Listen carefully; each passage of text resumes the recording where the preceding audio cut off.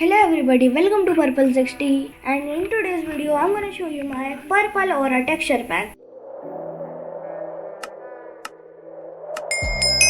This texture pack is more of a vanilla edit, and some things in this pack are same as vanilla as you can see behind, and some things are changed like the ender pearl. So without further ado, let's get into the video. So before continuing the video, we just hit 100 subscribers, and to celebrate 100 subscribers, I'm hosting a Q&A and a face reveal. So drop your questions in the comments below. Thank you. Now starting off with the armor. The armors are default except for the netherite armor, which has a purple type of tint.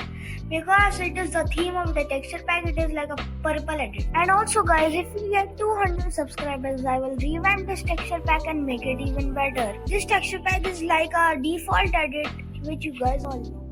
Now coming to the particles. There are no particles except for the breaking particles in this texture pack.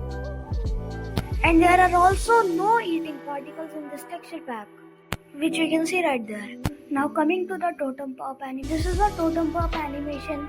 It has a small totem and it has no particles. And I forgot to tell you guys that this texture pack also has a rainbow XP bar, which looks cool honestly. And now moving on to the items.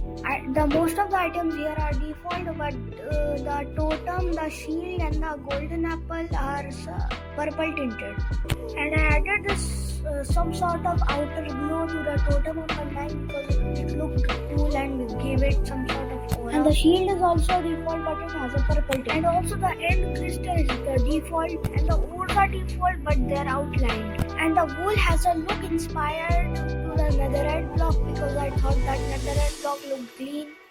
And this is the end of the video. I hope you enjoyed the video, and make sure to subscribe and like because we want to hit 200 subscribers. And yeah, thanks for watching.